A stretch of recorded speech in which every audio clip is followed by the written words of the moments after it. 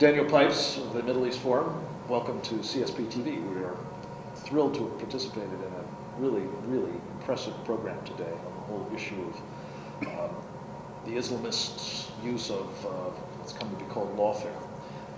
Would you explain what that is? Sure. And what it is beginning to manifest here in the United States in terms of restrictions on free speech and other liberties? First, thanks for the compliment, but it really goes to Brooke Goldstein, who managed the day rather than myself. It strikes me, and I think most careful observers, that terrorism is a tool that can do great damage, but cannot win. In other words, it's very difficult to imagine a scenario by which bombs go off, people are killed. We raise the white flag and say, Bin Laden, welcome to the White House, you take over. Constitution's out, Quran is in. I can't see any way in which that's going to happen. I can see cities being destroyed, but I can't see them winning. I can't see them attaining the goal of creating an Islamic order, application of the Sharia, caliphate, call it what you will. Through force of arms. Through force, through criminality, through violence. But, to the contrary, I can see a path to victory by the Islamists, by working through the system, by working on the textbooks, by working in the law courts, by working in the political arena, in the media, and so forth. And What's been called stealth jihad. It is called stealth jihad. It's a good term, but it's not entirely accurate. I don't think that jihad applies to the effort to transform society peacefully. So I'm reticent to use the word jihad there. So I call it lawful. I call it lawful Islamism. Lawful Islamism. Granted, less catchy than softer stealth jihad, but I think more accurate. Anyway, call it what you will. It is not relying on violence, not relying on criminal means, but perfectly respectable, legitimate methods. And those do have a prospect of victory. Particularly, if I may, the thing that I'm struck by is the incremental way these steps are taking. No headlines. Everything seems in its own right to be relatively innocuous, a minor accommodation. It's far more difficult to argue against having someone go on television or be a member of the government if that person has no ties to terrorism, doesn't apologize for terrorism, doesn't finance terrorism, not a terrorist himself. Far more difficult to make the argument. And so I've got the point that it seems to me that terrorism is a crutch. It's a very handy way of making your point, but it's not good enough. It was enough for us to characterize the enemy and what it's about.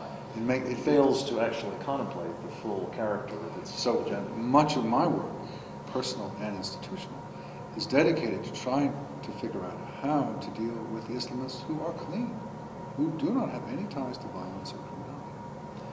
And that, I think, is a very tough argument. Now, it's not just in the West.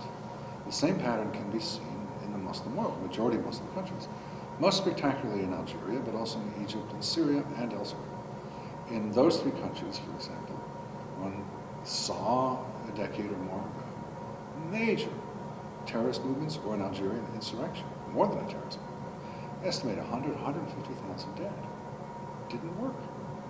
Governments are tough, oppressive. In Egypt, they targeted the tourism sector and it led to a real decline in tourism, and it's estimated 10% of Egyptians are somehow rather connected to the tourism sector, so it was unpopular. In all three cases, we found a giving up of the terrorist, violent, criminal methodology and turning to legitimate activity.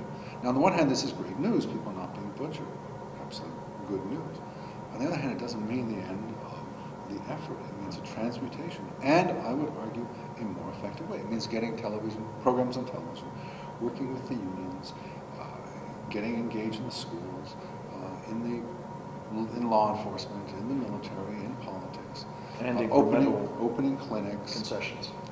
Exactly. Let me ask the you, Islamization of society. Let me ask you the role that you associate with all of this, with an organization, you mentioned Egypt, emanating from Egypt, emerging to the Muslim Brotherhood, which, as we know from the Holy Land Foundation trial, the documents that the government introduced as part of its case, has, among other things, the mission of destroying Western civilization from within.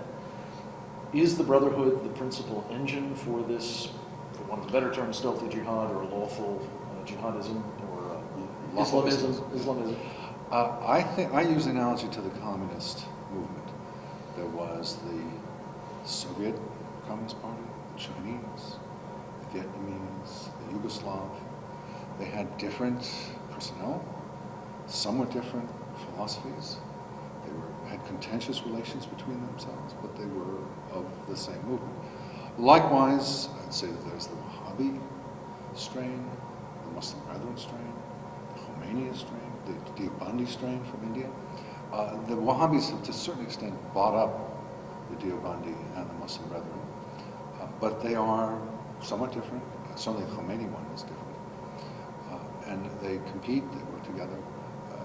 It is a complex relationship. Have a common But I think the real distinction is between those who work within the system and those who don't.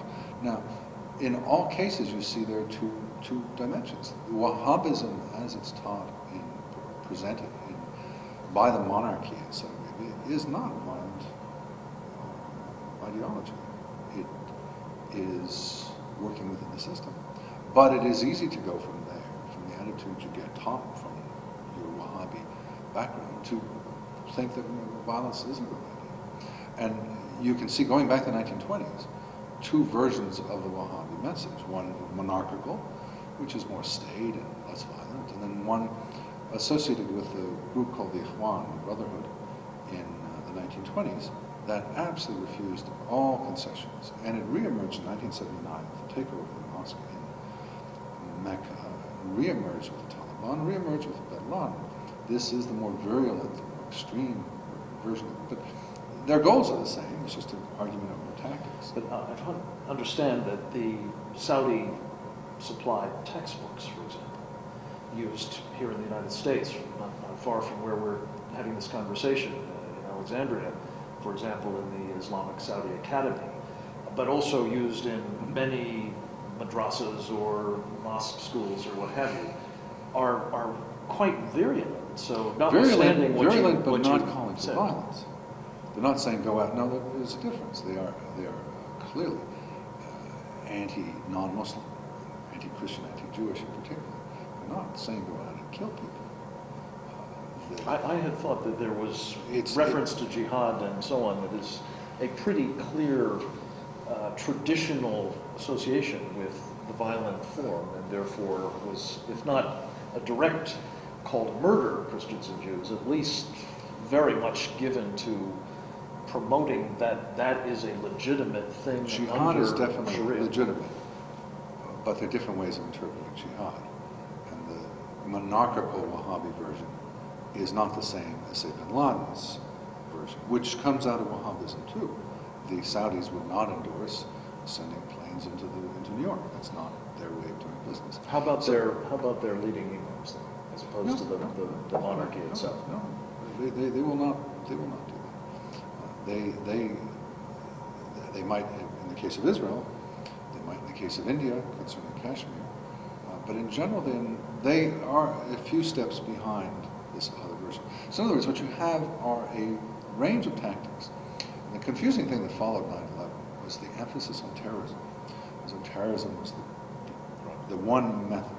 Of course, we see with the Iranians, the nuclear weapons, that's a possibility. And we see here that working in the system is a possibility. So there are a great range of possibilities. And again, looking at the communist movement as a parallel, the French Communist Party was nonviolent, did not have a gulag, but was aspiring to an order not that different from the Soviets, who used very violent methods. So it's the goals that they have in common, but the methods are very different. I don't know if you agree with this. My feeling about this was that we wound up latching on to terrorism, particularly in the immediate aftermath of 9/11, because we couldn't bring ourselves to talk about the underlying ideology or Sharia program, whatever you want to call it, that was said at the time to be insensitive, offensive. Yes, I agree with that. But I'd statement. also note that the term war on terror was first used by President Bush on the night of September 11th, at which point while we all had our suspicions, certainly no one in his position would go out on a limb and speculate about who might have done it. So you had to use some generic term. Unfortunately, although Al-Qaeda was fingered within days, the term remained for the reasons you explained. It's euphemistic, it keeps you out of trouble. And yet... It keeps you out of one form of trouble and is getting you into another. Right. And yet my adage is that just as a physician must be able to name and identify a disease before you can treat it, so strategists must be able to name and identify an enemy before you can defeat it. And we've not done that. And here it is, 8 years later, we're still not done. Indeed, one could argue we're further away from it than ever. Which brings us, in closing, to the subject of the conference today. It appears, and I think most of the speakers would agree, that we're in a situation today where not only are we, as far as ever, from speaking coherently and clearly about the underlying source of the problem and all of its manifestations, I completely agree with you, they're all there. We're in a situation now where lawfare is being used to try to further suppress any conversation, any public awareness of the problem that actually might illuminate its true sources. In a few words, what's your takeaway from this conference in terms of how grave that problem really is in America today, not just Europe and elsewhere, but in America today, and what can we do with it? Well, to start, I think the stakes are very high, in that if we who talk about Islam, radical Islam, the Quran, Muhammad, terrorism, funding of terrorism, and related subjects, are no longer able to talk about it in public, then it clears the way for the Islamists to prevail. Our voices are critical. Our criticism is vital. And therefore, I think this is of great priority, and therefore I'm devoting considerable energy to shoring up our ability to speak and working with individuals who are sued and so forth, developing expertise, getting a network of lawyers, and so forth.